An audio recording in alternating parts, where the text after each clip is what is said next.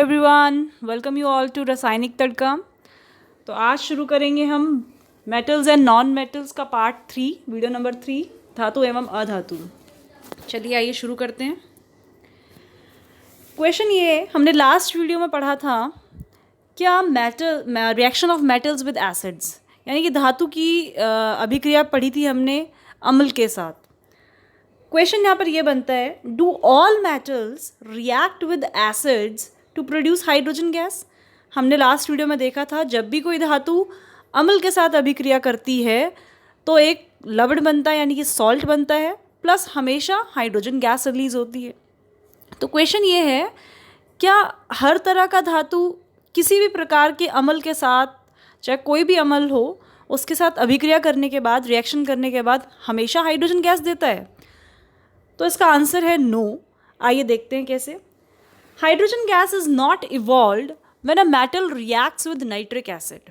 एक ऐसा एसिड है नाइट्रिक एसिड HNO3, जिसके साथ अभिक्रिया करके धातु मेटल आपको हाइड्रोजन गैस नहीं देता है। और उसका रीज़न ये है क्योंकि HNO3 यानी कि नाइट्रिक अम्ल जो है, नाइट्रिक एसिड जो है, बहुत ही स्ट्रॉन्ग ऑक्सीडाइजिंग एजेंट है, ऑक्सीकृत एजेंट है। और जो हाइड्रोजन प्रोड्यूस होती है वो ज़्यादा देर तक नहीं रहती, वो ऑक्सीडाइज होके वाटर में कन्वर्ट हो जाती है। इट कन्वर्ट्स टू वाटर, और HNO3 खुद रिड्यूस हो जाता है किसी भी नाइट्रोजन के ऑक्साइड में, जैसे कि नाइट्रोजन डाइऑक्साइड हो गया, नाइट्रोजन ऑक्साइड NO हो गया, NO2 हो गया, नाइट्रस ऑक्साइड N2O हो गया, एक्सेट्रा। अच्छा, क्या सारे ही धातु, सारे ही मेटल्स नाइट्रिक एसिड के साथ रिएक्शन नहीं करते? तो इसका जवाब है नहीं। हमारे पास एक्सेप्शन है। हमारे पास दो मेटल्स हैं, मैग्नीशियम एंड मैंगनीज, जो कि डाइल्यूट नाइट्रिक एसिड के साथ रिएक्शन करके हाइड्रोजन गैस इवॉल्व करते हैं। नेक्स्ट क्वेश्चन है, आपको बताना है, ये क्वेश्चन पेपर में आता है, what happens when copper, Cu यानी कि copper, reacts with nitric acid to will it produce hydrogen और नॉट। जब कॉपर नाइट्रिक अम्ल के साथ अभिक्रिया करता है, देखो कॉपर भी एक धातु है, यानी कि वो भी एक मेटल है, जब वो नाइट्रिक एसिड के साथ रिएक्शन करता है तो क्या हाइड्रोजन गैस प्रोड्यूस होती है? तो इसमें आप बिल्कुल सेम कहेंगे, अभी हमने पहले पढ़ा था कि मेटल्स नाइट्रिक अम्ल के साथ अभिक्रिया, नाइट्रिक एसिड के साथ अभिक्रिया करके हाइड्रोजन गैस इवॉल्व नहीं करते, सिर्फ दो मेटल्स को छोड़ के। और दो मेटल्स हैं आपके मैग्नीशियम और मैंगनीज। ये दो मेटल्स हैं जो नाइट्रिक अम्ल के साथ डाइल्यूट HNO3 के साथ रिएक्शन करके हाइड्रोजन गैस इवॉल्व करते हैं। तो इसका आंसर सेम होगा, no, copper does not produce hydrogen because HNO3 एक स्ट्रॉन्ग ऑक्सीडाइजिंग एजेंट है, ऑक्सीकृत एजेंट है। हमने ऑक्सीडाइजिंग रिड्यूसिंग एजेंट्स, इनके बारे में चैप्टर 1 में पढ़ा है, ठीक है। It oxidises hydrogen produce to water, जो हाइड्रोजन बनती है वो बाद में वाटर में ऑक्सीडाइज हो जाती है, उसमें ऑक्सीजन ऐड हो जाता है, H2O में कन्वर्ट हो जाती है वो। एंड HNO3 खुद किस में रिड्यूस हो जाता है? वो किसी भी नाइट्रोजन के ऑक्साइड में रिड्यूस हो जाता है, जैसे कि NO2, N2O या नाइट्रोजन डाइऑक्साइड या NO। नीचे रिएक्शन दिखा रखी है, बहुत इंपॉर्टेंट रिएक्शन है, सीधा पेपर में उठ के ऐसे ही आ जाती है। अगर Cu HNO3 एक्वस HNO3 के साथ रिएक्शन करता है, सो व्हाट इट फॉर्म्स, एक सॉल्ट बनाएगा, कॉपर नाइट्रेट प्लस अभी हमने कहा खुद रिड्यूस हो जाएगा HNO3 किसी भी नाइट्रोजन के ऑक्साइड डाइऑक्साइड में। NO2 आपको दिख रहा होगा यहाँ पर, इस रिएक्शन में ब्राउन फ्यूम्स निकलती हैं। NO2 जो होता है नाइट्रोजन डाइऑक्साइड, इसकी ब्राउन फ्यूम्स निकलती हैं, प्लस हमारा वाटर बना है। Instead of hydrogen, hydrogen form नहीं हुआ, हाइड्रोजन कन्वर्ट होकर वाटर में हमें ये फाइनल प्रोडक्ट देता है, वाटर। चलिए नेक्स्ट एक क्वेश्चन हमारा यहाँ पर अब बना, कॉपर नाइट्रिक एसिड के साथ तो रिएक्शन नहीं करता, क्या कॉपर अदर एसिड्स, अदर अम्लों के साथ, जैसे कि HCl हो गया, हाइड्रोजन क्लोराइड हो गया, H2SO4 हो गया, ऐसे एसिड्स के साथ में रिएक्शन करता है? तो इसका जवाब है नहीं। इसका रीज़न हम नेक्स्ट आपको इसमें बताएंगे भी आगे कि क्यों हमारा कॉपर, अभी हमने कहा कॉपर जो है, और अगर आप एसिड ले लें जैसे HCl है तो इसके साथ रिएक्शन करता है, तो इसका जवाब है नहीं। इसका जो रीज़न है वो डिपेंड करता है रिएक्टिविटी सीरीज़ में, वो हम बताएंगे क्या होती है। कॉपर जो है वो इसमें से, इस एसिड में से हाइड्रोजन को डिस्प्लेस या विस्थापन नहीं कर पाता, उसको हटा नहीं पाता, इसकी जगह नहीं ले पाता और हमारी आगे अभिक्रिया नहीं होती। ये बहुत ही इंपॉर्टेंट क्वेश्चन है from exam point of view. This is a very important question from exam point of view. Next चलते हैं। एक्वारीजिया क्या होता है? ये केमिकल है जो आपकी बुक में मेंशन कर रखा है एंड इट्स वेरी इंपॉर्टेंट। आपने कभी देखा होगा कि आपकी मम्मी वगैरह पायल पहनती हैं या सोने के कुछ भी चीज़ें ऑर्नामेंट्स पहनती हैं, वो काले हो जाते हैं विद टाइम, बहुत टाइम के बाद, इतने आसानी से तो नहीं होते हैं, बहुत टाइम के बाद वो काले हो जाते हैं। तो उनको सुनार की दुकान में यानी कि ज्वेलर्स के पास लेके जाती हैं और बोलती हैं इसे धो दीजिए, तो वो किसी एक केमिकल में डालते हैं। कभी आपने ये रिएक्शन देखी हो वहाँ पर जाके? अगर आपको मौका लगे तो ज़रूर देखिएगा। अब मैं आपको बता दूँ उस रिएक्शन में होता क्या है। वो कौन सा जनरली केमिकल यूज़ करते हैं? वो एक्वारीजिया यूज़ करते हैं, जिसका अदर नेम रॉयल वाटर भी बोला जाता है इसको। ये कैसे प्रिपेयर होता है? पहली बात तो इसको एकदम फ्रेशली प्रिपेयर करना होता है। ये नहीं कि आपने बासी मतलब बना के रख दिया, तभी बनाया जाता है। और ये बनाया कैसे जाता है?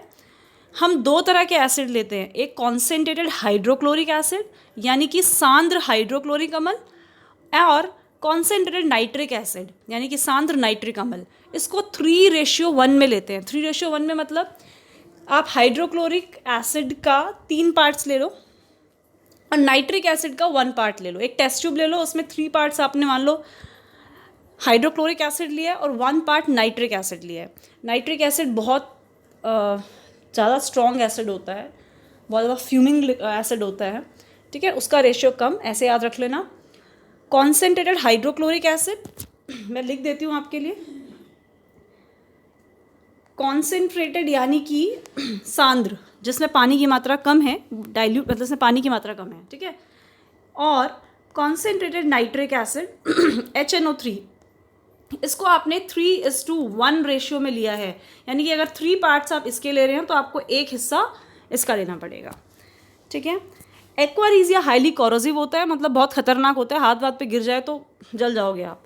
और ऑरेंज कलर का फ्यूमिंग लिक्विड होता है। और इसकी सबसे बड़ी खासियत क्या है? अगर आप इसमें गोल्ड और प्लैटिनम जैसे ऑर्नामेंट्स को डुबोगे तो ये उनको डिज़ोल्व कर देता है। तो आप कभी भी देखना, कभी भी आपके पेरेंट्स अपने सोना या चांदी किसी को भी धुलवाने जाते हैं तो वो उसमें आधा सोना या चांदी जो है वो चला जाता है, डिज़ोल्व हो जाता है उनके केमिकल में, और आपके सोने और चांदी का वेट कम हो जाता है। सो आप प्रेफर करूँगी मैं आपको, ये वीडियो देखने के बाद आप अपने पेरेंट्स को एडवाइस करेंगे कि ना जाएं वो धुलवाने। चलिए, एक्वारीजिया बहुत इंपॉर्टेंट है, इस पर 1 या 2 नंबर का क्वेश्चन आ जाता है। 2 नंबर का पूछ लेते हैं, डिफाइन एक्वारीजिया, या फिर नेम द केमिकल या which acids are used in aqua regia, तो आपको पता होना चाहिए। इन व्हाट रेशियो, ये भी पता होना चाहिए। Concentrated HCl and concentrated nitric acid in 3:1 ratio. आगे चलते हैं। अब क्वेश्चन अभी हमने पहले बताया था आपको कैसे पता कॉपर जो है वो HCl के साथ में अभिक्रिया नहीं कर रहा है, ठीक है। हमने वहाँ पर लिखा था क्योंकि कॉपर जो है H से लेस रिएक्टिव है, यानी कम अभिक्रियाशील है, तो इसके लिए एक रिएक्टिविटी सीरीज़ होती है हमारी, यानी कि सक्रियता श्रेणी जिसे बोलते हैं हिंदी में। वो क्या होती है? इसमें हमने कुछ मेटल्स लिए हुए हैं, धातु लिए हैं, उनको डिक्रीजिंग ऑर्डर में, उनकी रिएक्टिविटी की, उनकी सक्रियता की डिक्रीजिंग ऑर्डर में, यानी कि हम बोल सकते हैं अवरोही क्रम में, ठीक है, उनके घटते क्रम में हमने उनको लगा रखा है कुछ धातुओं को, ठीक है। जैसे जैसे नीचे आएंगे उनकी जो सक्रियता है, उनका जो रिएक्टिव नेचर है वो कम होता जाएगा। इसकी डेफिनेशन अगर मैं बोलूँ, the reactivity series is a list of metals arranged in order of their decreasing reactivity. यानी कि रिएक्टिविटी सीरीज क्या है? कुछ मेटल्स हैं जो डिक्रीजिंग ऑर्डर में अरेंज हैं उनकी रिएक्टिविटी के अकॉर्डिंग, उनकी सक्रियता के अकॉर्डिंग वो आपके अवरोही क्रम में अरेंज्ड हैं, ठीक है। जैसे कि आप देख सकते हैं टेबल में, पोटेशियम Na, आपको सिंबल्स से नाम याद होने चाहिए एटम्स के। K is for sodium, K is for potassium, Na is for sodium, Ca is for calcium, Mg is for magnesium, Al is for aluminium, Zn zinc, Fe iron, Pb lead, H hydrogen, Cu copper, Hg mercury, Ag silver and Au is gold. Symbols आपको याद होने चाहिए, at least जितने books में आ रहे हैं वो आपको एटलीस्ट पता होने चाहिए। और रही बात इस रिएक्टिविटी सीरीज़ को याद करने की, आप कुछ भी ट्रिक बना सकते हैं इसको याद करने की। ट्रिक मैं आपको बता देती हूँ जो मैंने बना रखी है। अगर हो सके तो आप अपनी ट्रिक बनाइए जो आपको सूटेबल लगे। देखो केमिस्ट्री मुझे लगता है मुझे बिना ट्रिक से कभी याद नहीं हुई, तो मैं भी यही प्रेफर करती हूँ अपने स्टूडेंट्स से भी, जब वो केमिस्ट्री याद करें तो कुछ ट्रिक्स बनाएं, वो लाइफ टाइम कभी नहीं भूलेंगे। मैंने क्या ट्रिक बना रखी है, केस फॉर पोटेशियम ना, सो क्यों नहीं कॉल किया मुझे आज जमाना फिर फरेबी हुआ, Cu से क्योंकि होगा आगे सोना, Au इज़ फॉर सोना ना, गोल्ड, क्योंकि होगा आगे सोना। आप अपने अकॉर्डिंग कुछ भी बनाइए, मेन चीज़ें आपको सिंबल्स याद होने चाहिए। चलिए आगे बढ़ते हैं। इस रिएक्टिविटी सीरीज़ के बेसिस पर एक रिएक्शन आपकी ये आती हैं, reaction of metals with salts of other metals, यानी कि धातुओं की अभिक्रिया हम कराएंगे दूसरे धातुओं के सॉल्ट के साथ, लवण के साथ। जैसे आप देख सकते हैं हमने क्या करा है, ये एक धातु है, इसकी अभिक्रिया हम किसके साथ करा रहे हैं, एक दूसरा धातु है कॉपर, उसके सॉल्ट के साथ, यानी कि CuSO4 क्या है, कॉपर का एक सॉल्ट है, यानी कॉपर का एक लवण है, हम उसके साथ अभिक्रिया करा रहे हैं। तो इसमें आपने देखा जब Fe यानी कि आयरन कॉपर के सॉल्ट यानी कि CuSO4 के साथ अभिक्रिया करता है तो क्या अभिक्रिया होती है, क्या होता है, Fe जो है ज़्यादा रिएक्टिव है कॉपर से। कैसे पता लगा हमें, अभी हमने पीछे रिएक्टिविटी सीरीज़ में देखा है। अगर आप यहाँ देखेंगे पीछे रिएक्टिविटी सीरीज़ में, इस सीरीज़ को ध्यान से देखिएगा, आयरन जो है यहाँ पर आ रहा है और कॉपर जो है वो नीचे आ रहा है। इसका मतलब आयरन जो है वो ज़्यादा रिएक्टिव है कॉपर से। हमने घटता क्रम लिखा है ना, पोटेशियम सबसे ज़्यादा है, ठीक है, मोस्ट रिएक्टिव है, फिर सोडियम उससे कम है, कैल्शियम उससे भी कम है, मैग्नीशियम उससे कम है। ऐसे अगर हम नीचे जाते रहेंगे तो इसका मतलब यहाँ से हमें क्या पता लगता है कि जो Fe है वो ज़्यादा रिएक्टिव है देन कॉपर। इसका मतलब Fe जो है वो कॉपर को डिस्प्लेस कर सकता है, या कह लो वो उसको विस्थापित कर सकता है उसके सॉल्ट में से। तो Fe हम रिएक्शन लिख रहे थे, Fe ने कॉपर सल्फेट के साथ जब अभिक्रिया करी तो Fe ज़्यादा रिएक्टिव है, अभी हम देख कर आए हैं, ऊपर आता है श्रेणी में, और वो इस Cu को इसके सॉल्ट में से डिस्प्लेस कर देगा, यानी कि विस्थापित कर देगा, और FeSO4 का सॉल्यूशन बना देगा, और कॉपर जो है वो हमारा अलग हो जाएगा, प्लस Cu लिखा है हमने, ठीक है। ये हमारा ब्लू कलर का होता है, नीला होता है, जब ये इसको डिस्प्लेस कर देगा तो ये FeSO4, इसका जो नीला रंग है वो हरे में बदलना शुरू हो जाएगा, ठीक है। इसका रीज़न हमने यहाँ पर दे दिया है आपको, क्योंकि Fe जो है ज़्यादा रिएक्टिव है कॉपर से, तो वो उसको डिस्प्लेस कर देगा उसके सॉल्ट में से।